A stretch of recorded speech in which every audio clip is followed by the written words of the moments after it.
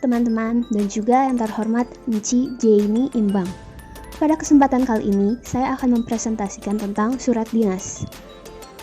Tak kenal maka tak sayang, oleh karena itu izinkan saya terlebih dahulu untuk memperkenalkan diri saya. Nama saya Michelle Beauty Irvania Rerungan dengan nomor induk mahasiswa 210611040117, kelas C2, Prodi Akuntansi, Fakultas Ekonomi dan Bisnis Universitas Samratulangi, dan dosen dalam mata kuliah Bahasa Indonesia ini yaitu Dr. Anda Jaini Imbang, Magister Humoneria. Apa itu surat dinas? Surat dinas adalah surat yang berisi hal penting berkenaan dengan administrasi, pemerintahan, dan pembangunan yang dibuat oleh lembaga pemerintahan. Surat dinas isinya ditujukan untuk keperluan kedinasan, baik itu pemerintah atau swasta. Biasanya isinya berupa urusan seperti penyampaian pengumuman, pemberian suatu izin, pemberian tugas, dan lain-lain. Ciri umum surat dinas. Pertama, terdapat kop surat. Kop surat berfungsi sebagai identitas dari perusahaan, lembaga, ataupun instansi yang membuat surat tersebut.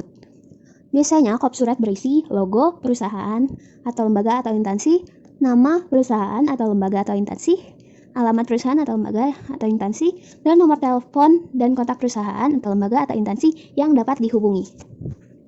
Kedua, terdapat salam pembuka dan salam penutup. Salam pembuka ini berfungsi sebagai tanda dibukanya pembicaraan pada surat dan merupakan salam sebagai tanda penghormatan bagi penerima surat. Salam pembuka yang umum digunakan adalah kalimat dengan hormat. Lalu salam penutup berfungsi sebagai penutup pembicaraan atau isi dari surat dan untuk penghormatan. Ketiga, terdapat nomor surat. Nomor surat adalah urutan nomor dari surat yang telah dikeluarkan oleh suatu instansi terkait yang biasanya berisi kode surat. Fungsinya antara lain menandai dan memudahkan untuk mengetahui banyaknya surat yang telah dikeluarkan, mempermudah pengarsipan surat, lalu mempermudah dalam mencari surat tersebut kembali apabila dibutuhkan, dan mempermudah petugas pengarsipan melakukan tugasnya. Ciri yang keempat, terdapat bagian lampiran dan perihal.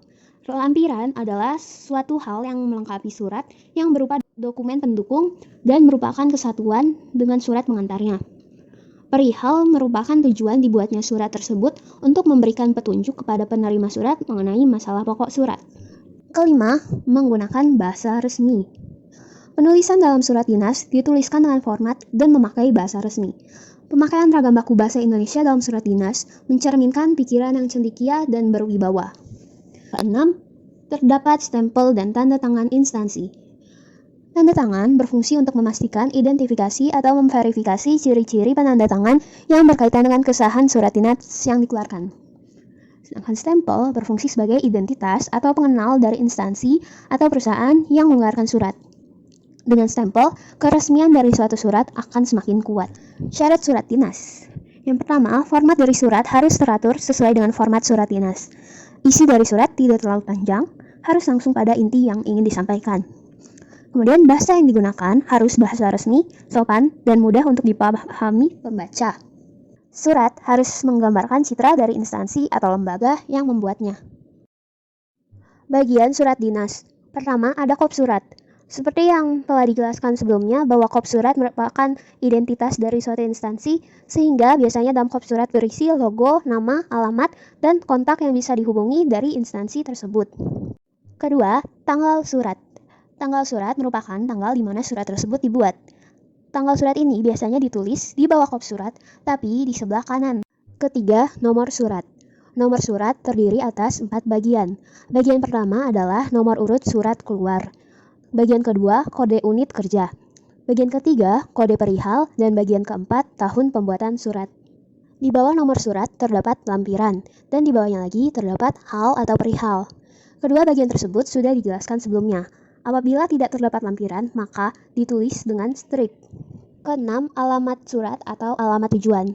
Pada bagian ini sering terjadi kesalahan penulisan, antara lain tertulis kepada yang terhormat. Padahal seharusnya kata kepada tidak perlu ditulis, cukup dengan mencantumkan YTH titik. Ketujuh, terdapat salam pembuka, yang mana biasanya kalimat yang sering digunakan adalah dengan hormat. Kedelapan, isi surat. Pada bagian ini terdapat kalimat pembuka, inti, dan kalimat penutup. Kalimat Pembuka surat berfungsi sebagai pengantar isi surat yang mengajak pembaca untuk memperhatikan pokok surat. Sedangkan kalimat penutup dapat berupa harapan pengirim surat atau ucapan terima kasih kepada penerima surat. 9. Salam penutup. Kalimat yang biasanya digunakan untuk salam penutup yaitu hormat kami. Ke-10, nama penanda tangan surat, dan ke-11, tanda tangan, inisial, logo, atau lambang. Kemudian ke-12, ada nomor induk pegawai atau nomor induk karyawan. Dan terakhir, tembusan. Tembusan ini bersifat opsional, artinya tembusan hanya digunakan jika memang surat tersebut memerlukannya. Tembusan adalah pihak-pihak lain yang mendapat salinan surat selain yang dialamatkan. Beberapa jenis surat. Yang pertama ada nota dinas, kedua memo, lalu ada surat pengantar, surat edaran, surat undangan, surat tugas, surat kuasa, surat pengumuman, surat pernyataan, surat keterangan, dan berita acara. Berikut merupakan contoh surat dinas. Nah, tetapi pada surat tersebut masih terdapat banyak kesalahan. Karena itu, mari kita mengkritik contoh surat dinas tersebut. Berikut merupakan penandaan kesalahan-kesalahan dalam surat dinas tersebut, baik dalam pemilihan kata, kalimat, paragraf, tanda baca, dan huruf kapital. Karena saya sedang membahas tentang surat dinas, maka saya akan mengkritik surat dinas ini per bagiannya. Bagian pertama yaitu kop surat. Dapat kita lihat, pada kop surat tersebut sudah terdapat nama instansi, logo instansi, alamat, telepon, dan kontak lainnya yang bisa dihubungi. Namun, pertama, penulisan jalan ditulis JL titik, padahal seharusnya jalan. Kedua, telepon ditulis tel, padahal harusnya telepon. Serta tidak terdapat garis pembatas pada kop surat. Bagian selanjutnya, pertama tanggal surat. Di sini tertulis Yogyakarta 4 Juli 2017. Kata Yogyakarta tidak perlu ditulis, seharusnya 4 Juli 2017. Kemudian nomor surat. Nomor surat seharusnya ada 4 bagian, yaitu nomor urut surat, garis miring kode unit kerja, garis miring kode perihal, garis miring tahun pembuatan surat. Bagian lampiran dan bagian hal atau perihal sudah benar. Alamat tujuan. Kata kepada tidak perlu ditulis, dan sesudah yang terhormat atau GTH titik langsung diikuti nama dan gelar. Lalu di bawahnya dituliskan langsung diikuti nama perusahaan. PT tidak diikuti tanda titik. Penulisan alamat seharusnya Jalan Tomobo KM titik 23 Sleman, dengan huruf J, T, K, dan S besar. Lalu di bawahnya Yogyakarta dengan huruf Y besar. Selanjutnya salam pembuka sudah benar. Lalu isi, yang terdiri dari pembuka, inti, dan penutup. Terdapat banyak kesalahan pada bagian ini, baik banyak pemilihan kata ataupun tanda baca yang kurang pas, baik pada paragraf pertama maupun yang lainnya. Kesalahan pertama yaitu menindaklanjuti dipisah, padahal seharusnya disambung. Sedangkan bekerja sama disambung, padahal seharusnya dipisah. Kemudian terlalu banyak penggunaan kata untuk, dan penggunaan kata kita menurut saya kurang tepat. Lalu pada surat ini, setelah kata sebelumnya terdapat tanda titik, padahal seharusnya menggunakan tanda koma. Selain itu setelah kata pada, seharusnya tidak ada jarak, tetapi langsung diikuti tanda titik 2. Maka dari itu, kalimat-kalimat tersebut lebih baik diubah menjadi untuk menindaklanjuti rencana kerjasama perusahaan yang telah dibicarakan sebelumnya, dengan ini kami mengundang Bapak untuk menghadiri rapat yang akan membahas kelangsungan dari kedua perusahaan. Rapat tersebut akan dilaksanakan pada titik 2. Bagian selanjutnya, kesalahannya yaitu pemakaian huruf kapital pada kata hari, tanggal, pukul, tempat, dan acara tidak tepat, karena seharusnya tidak menggunakan huruf kapital, karena masih merupakan satu rangkaian dengan kalimat sebelumnya. Lalu, tanggal yang ditulis pada bagian tersebut adalah 1 Juli 2017. Hal ini tidak masuk akal karena surat dibuat pada tanggal 4 Juli 2017. Jadi seharusnya tanggal pelaksanaan adalah setelah tanggal 4 Juli 2017. Kata kita tidak perlu digunakan. Kemudian kerjasama yang disambung seharusnya dipisah. Acara ini begitu penting, bisa diganti jadi pentingnya acara ini. Simpelnya kalimat tersebut lebih baik diubah menjadi mengingat pentingnya acara ini bagi kelancaran kerjasama kedua perusahaan, maka kami berharap Bapak dapat hadir pada waktu yang telah ditentukan. Titik.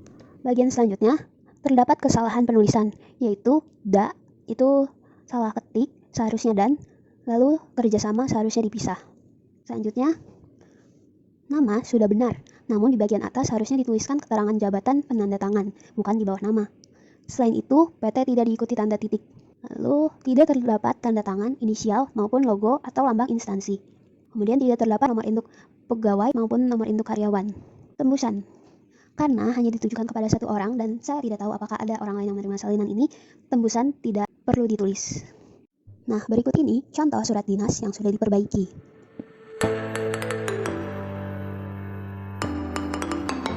Berikut saya tampilkan perbedaannya.